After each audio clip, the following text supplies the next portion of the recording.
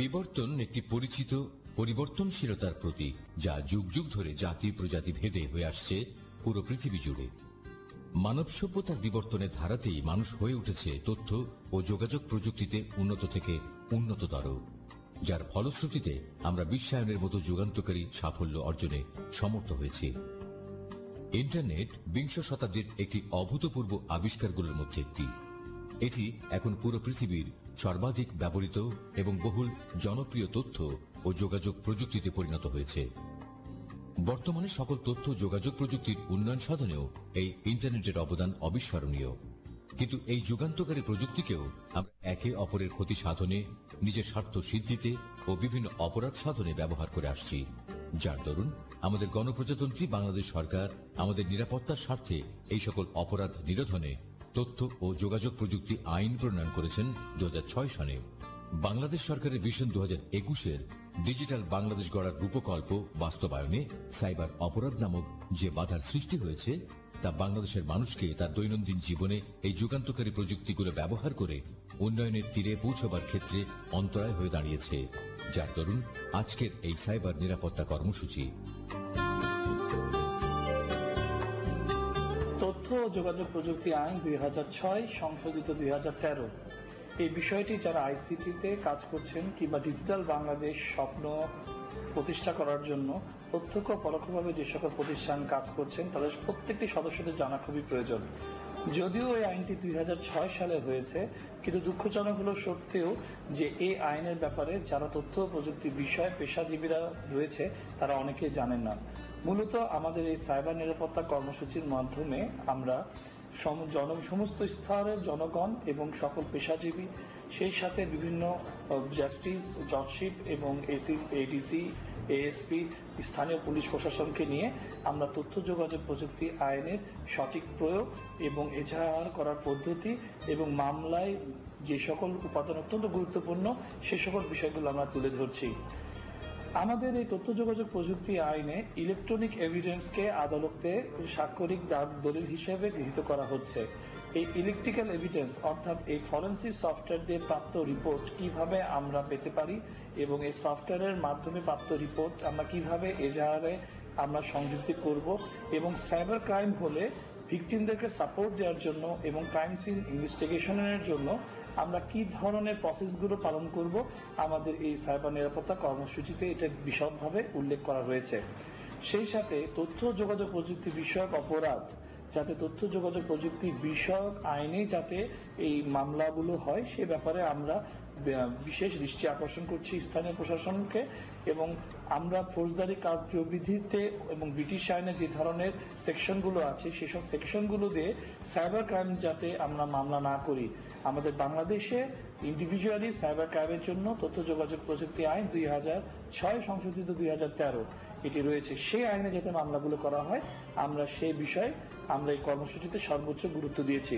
সেই সাথে এই মামলাগুলোতে তদন্ত করার জন্য প্রয়োজনীয় উপাত্ত এবং তদন্ত করার বিভিন্ন রকমের পদ্ধতি, বিভিন্ন রকমের স্তরগুলো আমরা বিভিন্ন পর্যায়ে লাইভ ইনভেস্টিগেশনের মাধ্যমে সঠিক কেসগুলোকে উপস্থাপন করে এটাকে তদন্ত কিভাবে করতে হয় এইগুলো ইন ডিটেলস আমরা তথ্য যোগাযোগ প্রযুক্তি বিভাগের অধীনে সাইবার নিরাপত্তা কর্মসূচিতে আমরা পুঙ্খানুপুঙ্খানুরূপে আমরা দেখাবার চেষ্টা করেছি।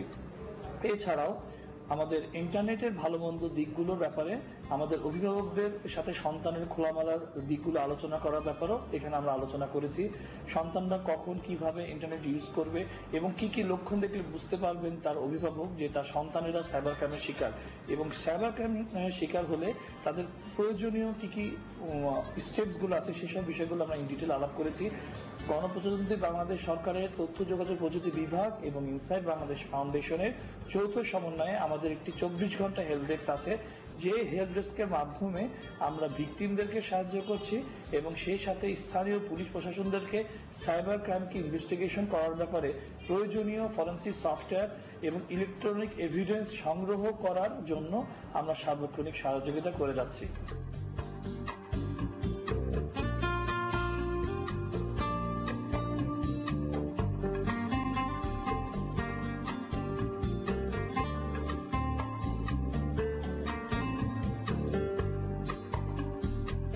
বাংলাদেশ সরকারের আইসিটি ডিভিশন থেকে সাইবার নিরাপত্তা কর্মসূচি যেটা বর্তমানে চলছে, এটার মূল উদ্দেশ্য হচ্ছে অবহিতকরণ, আইন শৃঙ্খলার সাথে যারা জড়িত আছেন, প্রশাসনের সাথে যারা জড়িত আছেন এবং সর্বোপরি এদেশের শিক্ষা সমাজের অর্থাৎ ছাত্রদের সাথে যারা জড়িত আছেন বা ছাত্ররা নিজেরা, তাদেরকে নিয়ে কিন্তু এই কর্মসূচিটা চলছে।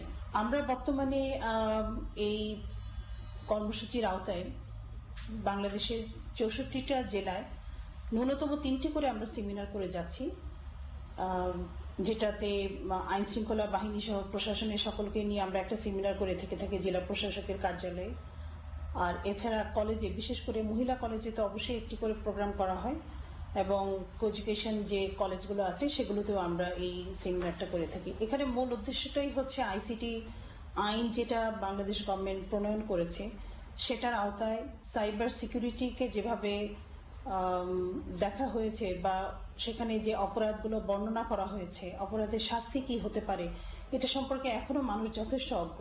তাছাড়া নিজের সিকিউরিটি অর্থাৎ ইমেল ব্যবহারের ক্ষেত্রে বা বিভিন্ন সামাজিক নেটওয়ার্ক যেগুলো আছে সেগুলো ব্যবহার করতে আমাদের আসলে কি ধরনের আচরণ করা উচিত যেটা অন্যকে ক্ষতি করবে না, এই জিনিসগুলো আমরা এমনিতে আপাতত দৃষ্টিতে ভাবি যে আমরা হয়তো বা অনেকেই জানি, কিন্তু দেখা যাচ্ছে যে প্রকৃতপক্ষে আমরা অনেকেই এই বিষয়ে যথেষ্ট অজ্ঞ এবং অজ্ঞতার কারণে অনেকে বিভিন্ন ধরনের অপরাধ করে যাচ্ছে যেটা সে নিজেও বুঝতে পারছে না। কিন্তু যে কোনো সময় সেটা আইন শৃঙ্খলা বাহিনীর দৃষ্টিতে যদি এসে যায় এবং কোনোভাবে কেউ যদি সেটা শিকার হয়ে যায়, অর্থাৎ সে অপরাধটা করছে অথচ বুঝতে পারছে না, কিন্তু যেহেতু এটা সরকারের আইনের আওতায় অপরাধ হিসেবে চিহ্নিত হয়ে আছে, কাজে এটা তাকে কিন্তু যে কোনো ভাবে ক্ষতিগ্রস্ত করতে পারে। কাজে আমরা এখন চেষ্টা করছি যে এই কর্মসূচির আওতায় মূলত মানুষজনকে অবহিত করতে যে এখানের আইন একটা যেটা আছে, যেমন সর্বনিম্ন 7 বছর থেকে সর্বোচ্চ 14 বছর পর্যন্ত জেল। কাজে এই যে বিষয়টা, এরকম একটি কড়া পদক্ষেপ যেহেতু এখানটাতে গ্রহণ করার মানে সরকার সুযোগের সৃষ্টি হয়ে গেছে, কাজেই মানুষজনকে এটা অবহিত করা খুবই প্রয়োজন।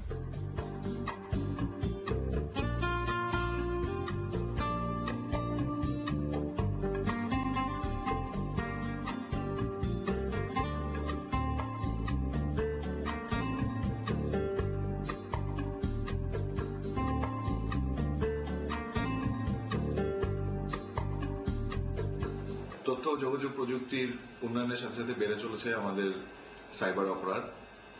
বর্তমানে সাইবার অপরাধের অনৈতিক ব্যবহারের ফলে আমাদের সমাজে নেমে এসেছে বিভিন্ন ধরনের অবক্ষয়, যার ফলশ্রুতিতে আমাদের ফেসবুক ও টুইটারের মতো বিভিন্ন ধরনের সামাজিক মাধ্যম আমাদের সামাজিক ও ব্যবসায়িক কর্মক্ষেত্রে বিভিন্ন ধরনের সহযোগিতা করে থাকলেও কিছু অসাধু তথ্য প্রযুক্তি ব্যবহারকারীর কারণে এই সকল বুমেরাঙের মতো ফিরে এসে আমাদের দিকে। এই ধরনের সামাজিক অবক্ষয় থেকে সমাজকে রক্ষা করার জন্য আমাদের সাইবার অপরাধ সম্পর্কে হতে হবে বিশেষভাবে সচেতন। এই সচেতনতা বৃদ্ধির লক্ষ্যেই সাইবার নিরাপত্তা কর্মসূচির আওতায় 265টি ওয়ার্কশপ অর্গানাইজ করার লক্ষ্যে আমরা কাজ শুরু করি। আমাদের টোটাল 73টি ইউনিভার্সিটিতে আমাদের এই কর্মশালাটি অনুষ্ঠিত হবে এবং 128টি কলেজে এই সাইবার নিরাপত্তা কর্মসূচির আন্ডারে সাইবার অপরাধ সম্পর্কে সচেতনতা বৃদ্ধির লক্ষ্যে এই ওয়ার্কশপগুলো অর্গানাইজ করা হবে। তো আমাদের এই কর্মসূচির সেমিনারের পাশাপাশি আমাদের রয়েছে একটি 24 ঘন্টা হেল্প ডেস্ক, যার মাধ্যমে আমরা ইতিমধ্যেই 8,000-এর মতো সাইবার ক্রাইম ভিকটিমদের সাহায্য করেছি এবং তাদেরকে মূলত আমরা প্রাথমিক আইনি সহযোগিতা এবং তাদেরকে পরবর্তীতে কম্পিউটার সম্পর্কে সচেতনতা, মানে তাদেরকে সাইবার ক্রাইম সম্বন্ধে সচেতনতা বৃদ্ধির জন্য উপদেশ দিয়ে থাকি। আমাদের এই কর্মশালার 151টি কর্মশালার মাধ্যমে 16,000 পার্টিসিপেন্টকে আমরা অলরেডি সচেতন করেছি। এই কর্মসূচির মেয়াদ জুন 2015 পর্যন্ত এবং এর মধ্যে আমাদের আরো ওয়ার্কশপগুলো অনুষ্ঠিত হবে এবং সঙ্গে 65টি অনলাইন ওয়ার্কশপ অনুষ্ঠিত হবে।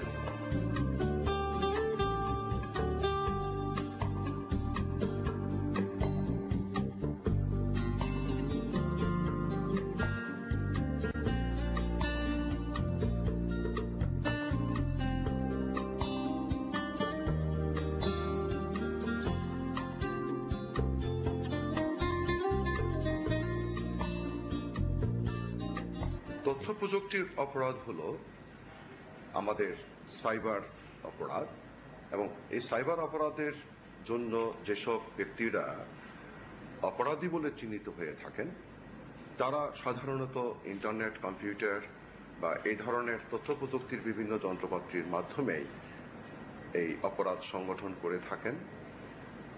সাধারণত দেখা যায় আমরা অনেক সময়তে কম্পিউটারে দেখি মানুষের ইমেইলে হ্যাকিং করা হয় বা ভিন্নভাবে আরো বিভিন্ন ধরনের তারা কতগুলো ফলস ইনফরমেশন দেয় কিংবা থ্রেট করে, এবং এর আওতায় আমরা এটাকে অন্যভাবে আবার সাইবার বুলিংও আমরা বলে থাকি। আমাদের সমাজের অনেক নারীরাই এর বেশি শিকার হয়, এবং কিশোর বয়সের কিছু তরুণ তরুণীও এতে শিকার হয়। আমরা দেখেছি আমাদের অভিজ্ঞতায় যে যারা ইন্টারনেটে বা ফেসবুকে যারা ফ্রেন্ডশিপ করেন, ফেসবুকের মধ্য দিয়ে অনেকেই নিজের আত্মপরিচয়টা লুকিয়ে রেখে ভিন্নভাবে তারা সেখানে নিজের পরিচয়টা প্রকাশ করে এবং বিভিন্ন ধরনের সাইবার অপরাধগুলো করে থাকে। হ্যাকিং করার সময় একটু আবার ভিন্ন প্রকৃতির তারা কৌশলের আশ্রয় গ্রহণ করে, এবং সেই জন্য এইসব বিষয়গুলো থেকে সতর্ক থাকা আমাদের সকল বয়সের মানুষেরই একান্ত প্রয়োজন।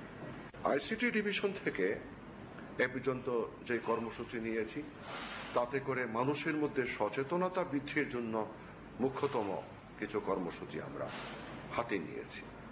64টি জেলায় আমাদের 64টি সেমিনার করার আমাদের কর্মসূচি, 128টি কলেজে আমাদের সেমিনার করার কর্মসূচি, এবং পাশাপাশি 73টি বিশ্ববিদ্যালয়ে এই সেমিনার করার কর্মসূচি আমাদের রয়েছে। তন্মধ্যে আমরা এই পর্যন্ত 57টি জেলায় আমাদের সেমিনার সম্পন্ন করেছি, 80টি কলেজে আমাদের সেমিনার সম্পন্ন করেছি, এবং 2টি বিশ্ববিদ্যালয়ে আমাদের সেমিনার ইতোমধ্যেই সম্পন্ন হয়েছে। বাকি কর্মসূচিগুলো চলমান আছে, এবং আমাদের এই প্রকল্পের যে সময়সীমা আমি আশা করছি তার মধ্য দিয়ে এগুলো সম্পন্ন হয়ে যাবে।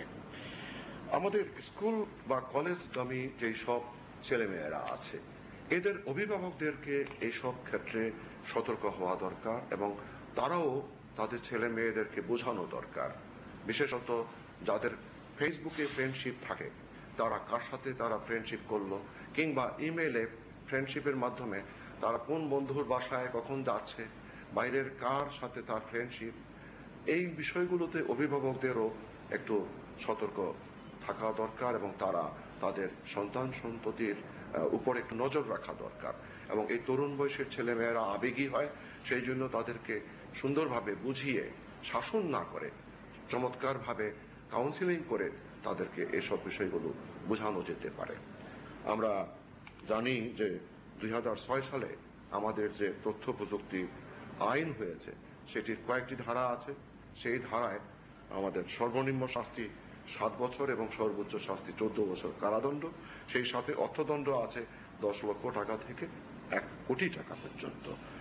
আর আমাদের আইসিটি ডিভিশনে একটি হেল্প ডেস্ক আমরা স্থাপন করেছি। এই হেল্প ডেস্কের টেলিফোন নাম্বারটা হলো 017-667-8888। যারা আমাদের এই হেল্প ডেস্ক থেকে সহযোগিতা পেতে চান এই নাম্বারে কথা বললে আমরা যে কোনো ধরনের সাইবার অপরাধ থেকে সহযোগিতা কিভাবে আমরা করতে পারি সেই বিষয়ে আমরা পদক্ষেপ নিয়ে থাকি।